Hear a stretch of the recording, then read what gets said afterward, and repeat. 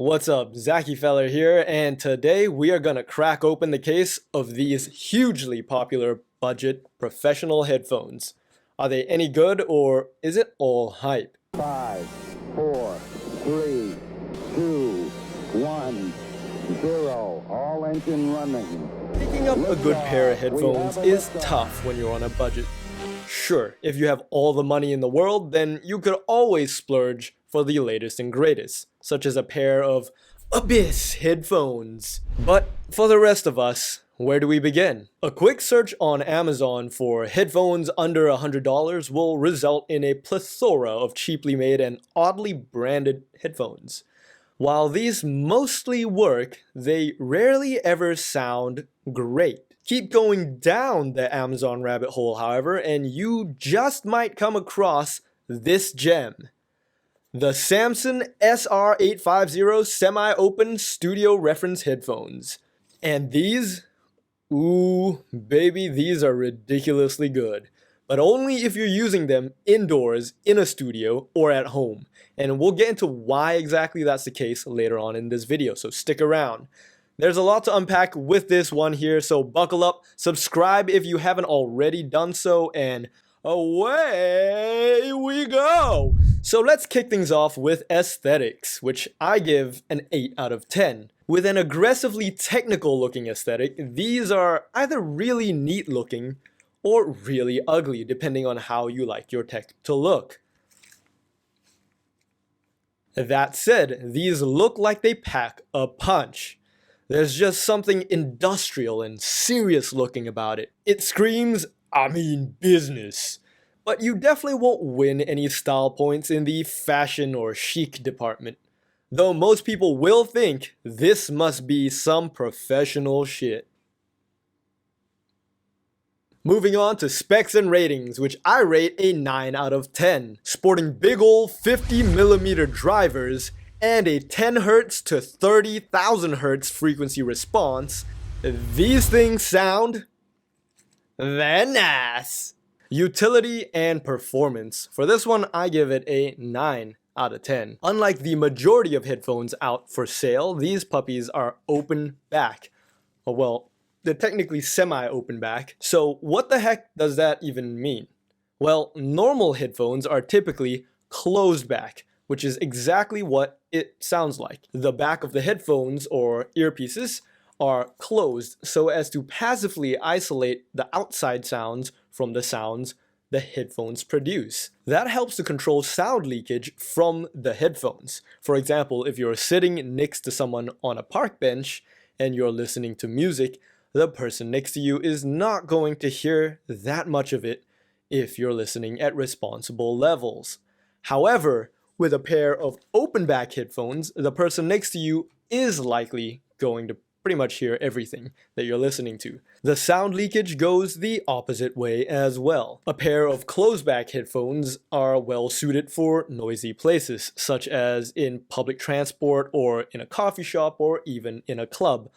All DJ headphones are practically closed back. This is simply because sound doesn't have an open passage to leak into or out of your headphones with a closed back style. However, with an open back design such as these, sound pretty much freely flows from outside to inside and vice versa, which means you're going to hear your environment in the same way you would if you weren't wearing any headphones at all, as if you were listening to the music come from speakers, for example. So why would you choose an open back pair over a closed back pair? Well, that's because closed back headphones such as these tend to sound a little muddier because these sounds are bouncing around the insides of the ear cups, and there's no way for the sound waves to escape. As a result, listening to music feels like they are in fact coming out from little speakers pressed against your ears.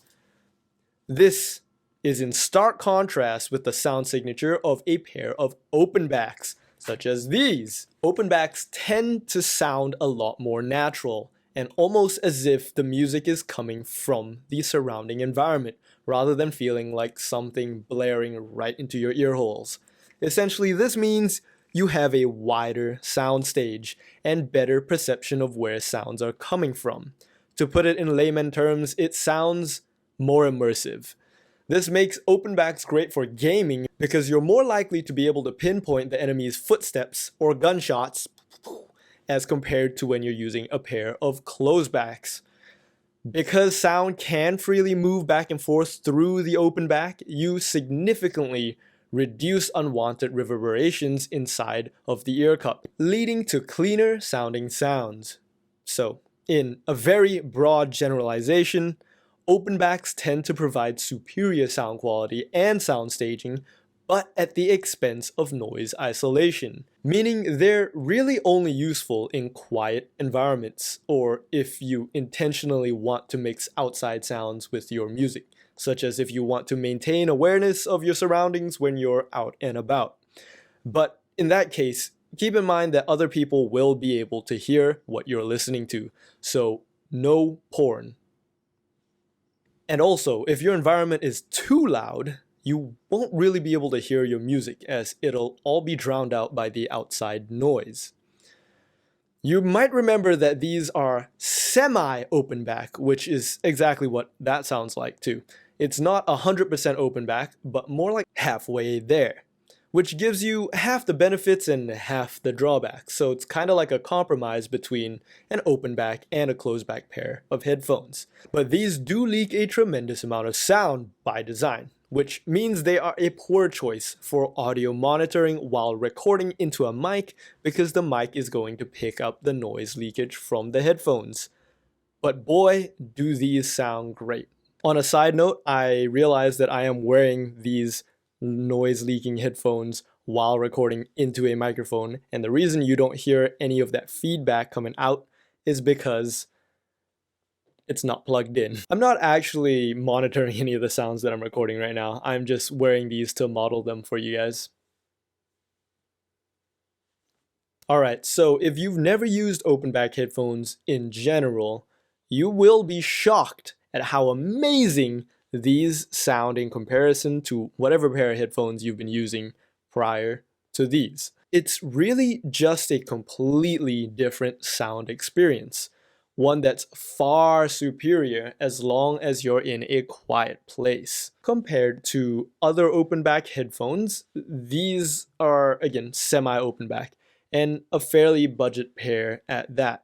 So in general, it's not going to sound as good as other open back offerings, but it is really cheap and definitely punches above its price. Price in mind, these sound spectacular.